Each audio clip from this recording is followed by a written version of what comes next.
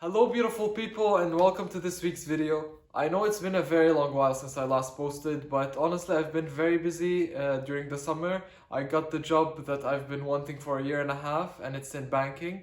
It has to do with this video, I'll talk about it later. And honestly I haven't been finding any topics that I thought were beneficial to share and give my insight on up until a few weeks ago. Now, I'm a very finance fanatic. I really love anything that has to do with finance and being as efficient as possible now and in the future to be able to build my wealth and be happy in life, maybe be satisfied or stable, because definitely money doesn't bring happiness, but it's one of the pillars that we need to be in control of to be able to live a free life or a flexible life, let's say. And what I want to talk to you about today is the credit score. Now, first of all, I want to tell you what the credit score is, and then I'm going to talk about how it's calculated and what affects it, and then I'm going to talk about how you can start building a credit score, and finally how you can increase it the most efficient way possible and maintain it that way. My background comes from getting this job that I talked about a few seconds ago. It's a job in a bank. And definitely in a bank, we talk a lot about credit scores. I have colleagues who work with credit and colleagues who check credit scores and open accounts and give mortgages and things like that using the credit score.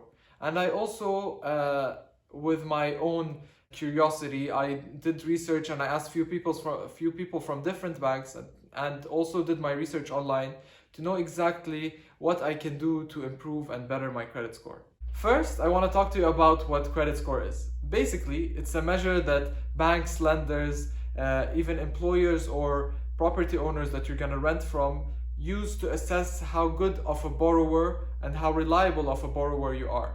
So let's say you want to get a mortgage, they're going to check your credit score. If it's high, this means that you are a good borrower. You pay your bills on time and there's very low risk when giving you money.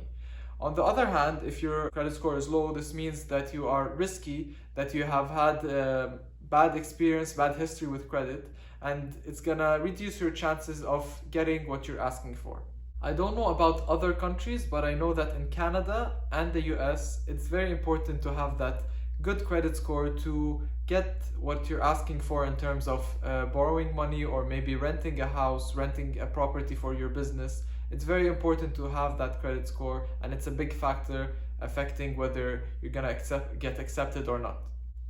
In Canada, there are two main credit bureaus that collect data from your lenders, such as the credit card providers, the mortgage providers, even the people you pay your bills for, such as your phone bills, your internet bills, or your electricity bills.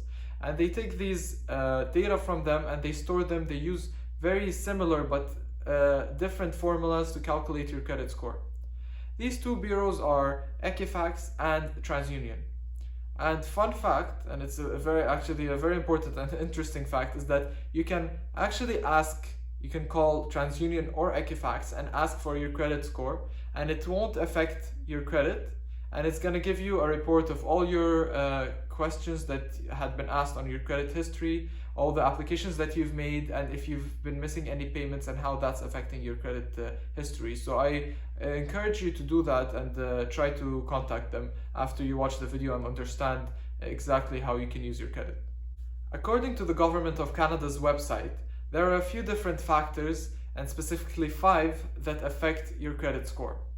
The main and the most important one is your history and payment of your bills. So this means that if you're paying your credit cards on time, you're paying your phone and electricity bills on time, and that's the main factor. If you're lacking on these, it's gonna definitely hit your credit score. Second is the usage rate, and this basically is how much of a percentage are you using from your credit limit. For example, you went and applied for a credit card and a bank gave you a limit of 1,000 on your credit card. If you're using 1,000 of that 1,000, this means you're using 100% of it. If you're using only $50, this means you're only using 5%, $500, 50%, and etc.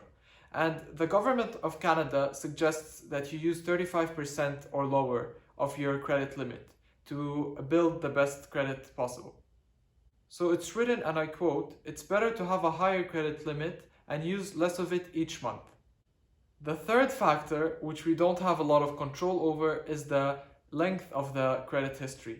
This means how long you've been using credit for. And the best advice I can give for this factor is to start as soon as possible, and I'm going to talk about that later. The fourth factor is the number of credit inquiries on your history. This means how many times you have asked for credit, and this can be credit card, line of credit, a mortgage, personal loan, even financing a car. Even sometimes when you want to get employed, the employer does a credit check and to see how reliable you are, and it also affects your credit history. Sometimes also when you're trying to rent a property, the homeowner can, with your consent, ask to get your credit history, and this also sometimes affects your credit score. Even modifications or refinancing of your loans or credit cards sometimes affects your credit score.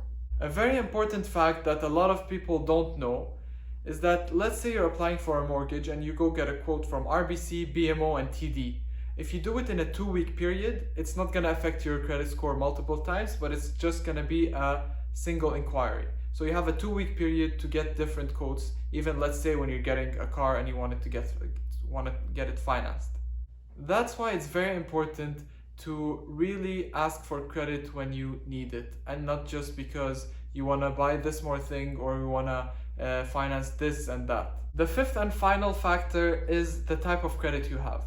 You want to try to diversify it as much as possible. So if you want to maximize your credit score, you want to try to have a line of credit, a credit card, maybe a student loan, rather than having 3 credit cards at the same time. Now let's talk about the interesting part. How can you start with building credit?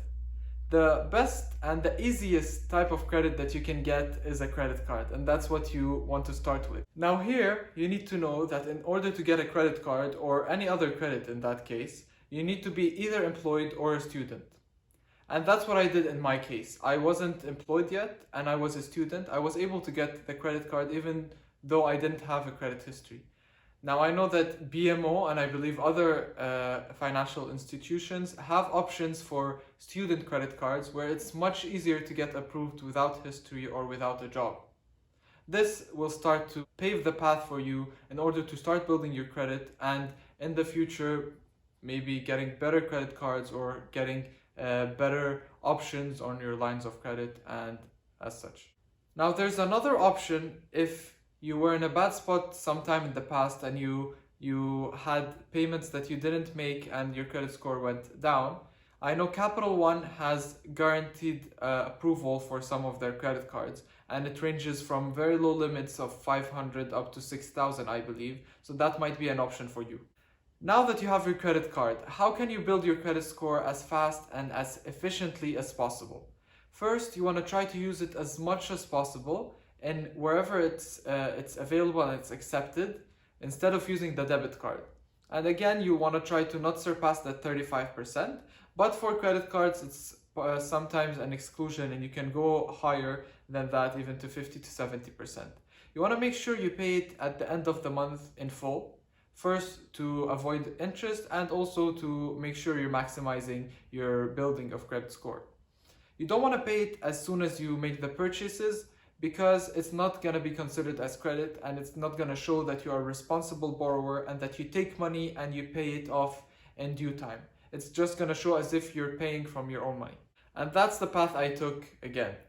Now, at that time, after getting my first card, I was talking to a mortgage specialist who's a friend of mine and who works with credit and credit scores a lot. And he told me that the best second step to do is to get another credit card, because the limit I had on my first one is 3,000. And he thought it might be beneficial for me to get a higher limit so that it shows for lenders that I have a higher credit that I use and I'm responsible of.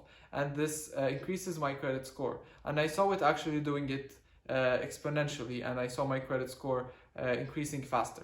At the same time, you want to make sure that you don't have a lot of credit, so that whenever you actually need to get a small loan to study or to get a car or to whatever, do renovations on your house, you still want to have some room available, because if lenders see that you have a very big credit, they won't be able to give you more because they would see it as risky. And always keep track of what you're using your credit for.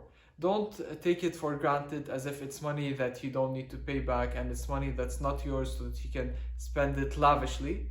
Be aware of what you're spending and be very reasonable. That's gonna be the end of this video. I hope you learned something new and I was able to help and give beneficial information. I'm gonna be talking more about financial topics in the future, I think, because that's what interests me and I'm actually studying in finance. Thank you for watching. I hope you liked it.